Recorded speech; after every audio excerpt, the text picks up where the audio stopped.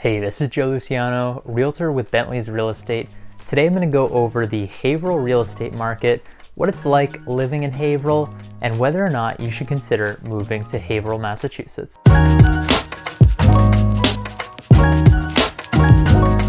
Haverhill is a city 35 miles north of Boston along the New Hampshire border, best known for once being the home to a large proportion of the shoe manufacturing in the United States. Haverhill lies along the Merrimack River, with the city and downtown Haverhill being on the north bank and Bradford being on the south bank. Bradford was for a time its own town until eastern Bradford split off and became what is now known as Groveland, and western Bradford was annexed by the city of Haverhill. Bradford is still very distinguishable. People still refer to that part of Haverhill as Bradford. It has its zip code of 01835. For the purpose of this video, I'm going to be referring to just Haverhill as a whole, but occasionally throwing out some distinctions for just Bradford. I'm going to leave time codes in the description below so you can jump around to whichever part in the video you're most interested in. If you're new to my videos, what I like to do when breaking down the real estate market for a given town is separate it by single families and condos. I like to look at the year-over-year numbers for last year and then also where we are currently, which as of filming this video, it's early February. So in Haverhill last year, we saw a total of 375 single family sales. That's down from 481 in 2021, an over 22% decrease. The average sale price of those single family homes was $526,027. That's actually a 8.44% increase from 2021. Also looking at the average sale price per square foot in Haverhill, last year it was $289.76, which is up 10.25% from $262.81 in 2021. So for single family homes in Haverhill, we saw a sharp drop in the number of sales going through, but we did still see an increase in the average price and price per square foot in the sales. Now switching gears to the condo sales in Haverhill. We saw 268 total condos sell, which is down from 353 in 2021. That's over a 24% drop. Even more than what we saw with single families. The average sale price of those condos was $358,423, which again, just like we saw with single family homes, was up from the year before where it was $308,529, marking a 16.17% increase. The average sale price per square foot also increased nearly 10% to $264.02 from $240.23. So once again, a similar story in which we saw a pretty reasonable or a pretty substantial drop in the overall number of sales, but we did still see a substantial rise in prices. So less is selling, but it's still selling for more money. Also, a lot of rents in Haverhill are getting high enough to the point where if it's possible to buy, it's actually been cheaper in many different cases. Looking at just Bradford, there were 50 single family sales and 36 condo sales, both of which are down slightly from 2021, in which we saw 57 and 38 respectively. Bradford also had a higher average sale price, both in single family homes and condos. The average for single family homes was $542,234 and $404,033 in the condo market.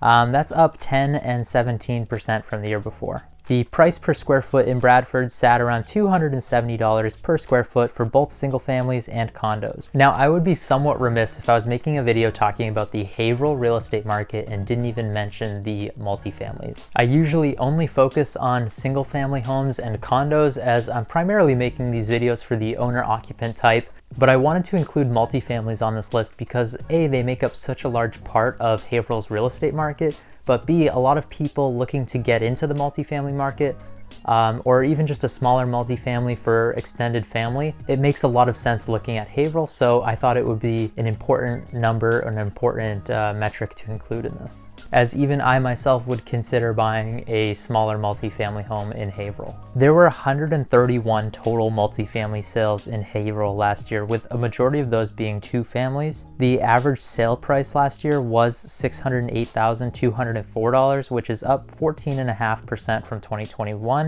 and the average sale price per square foot was $229.69, which is up roughly 11.5%. This to me kind of tells me that you can get a little bit more for your money in the multifamily market in Haverhill, especially if you were to look at that price per square foot at $222 versus more so in the single family and condo market, you're looking at closer to 270. I think the multifamily market in Haverhill deserves a video of its own, so stay on the lookout for that in the near future. But now for the fun part. Let's look at the Haverhill real estate market right now in 2023 and where we stand as of filming this. So far this year, there have been 15 single family sales and 27 condo sales. The average sale price of the single family homes that have sold this year compared to this time last year is down 10.29%, so over a 10% decrease in the average sale price. As for condos, they're not too far behind, down 9.11%. I wouldn't go as far as saying the market's crashing and burning, but it's definitely a correction that I think a lot of people would agree is somewhat necessary from where we were. There's currently 29 active listings in Haverhill as of filming this video, 14 of those being single families and 15 being condos. This little wave of inventory I think is a very welcome sign for many buyers out there. I think we're probably a few weeks out until we really start seeing that boost in inventory from the spring market. But if the winter remains to stay mild as it has been so far this year, we could start to see a lot more activity sooner. Transitioning now to what it's like living in Haverhill. There's a lot going on in Haverhill, so I'm just gonna keep this to some of the landmarks and a few things to do while in Haverhill. You of course have downtown Haverhill, which is full of businesses and restaurants. Haverhill's downtown has been going through a major revitalization effort. There's been a number of new developments and things in the works. Over the river, you also have Ski Bradford for some close to home skiing. Ski Bradford has over 15 trails and over 60 acres of skiable terrain, about as good as you can get without having to go up to New Hampshire. Those looking to get outdoors, you also have the Bradford Rail Trail and Art Walk. It's a half-mile path along the Merrimack River, which had its grand opening back in 2017, and there are plans in place to extend it. You have Winnikinny Park, where there's Winnikinny Castle, but also a selection of trails and conservation area around Canosa Lake. This is a popular outdoor recreation area where you'll also find Lake Saltonstall, locally known as Plug Pond. Now, if you're considering moving to Haverhill, there's a few things you should probably know. Haverhill is on 495 and the commute into Boston isn't too bad, standing at about 40 minutes with little traffic or mild traffic if you were to take 495 into 93 straight into the city. Now with that, 495 is pretty unpredictable with traffic. It can stop on a dime, it could be flowing 1 second and then at a dead stop the next. So that 40 minutes is probably what I would consider a best case scenario. So plan accordingly. Haverhill does have a train station that goes into the city and a decent bus route system with the Merrimack Valley Regional Transportation Authority, the MVRTA. A perk to Haverhill and one of its main draws is its affordability. The Haverhill real estate market has gone up pretty significantly in the past few years, especially at a percentage basis, but Haverhill remains to be one of the cheaper places to buy a home on the North Shore. Your money will generally go further in Haverhill, and for those looking to get a more rural feel than what you'd find in downtown Haverhill or surrounding, Bradford also has that lower or generally lower price point compared to the rest of the North Shore. And for the most part, certain areas of Bradford just feel like Groveland. Touching on affordability too, the residential tax rate in Haverhill is $11.15 per 1,000 of assessed value.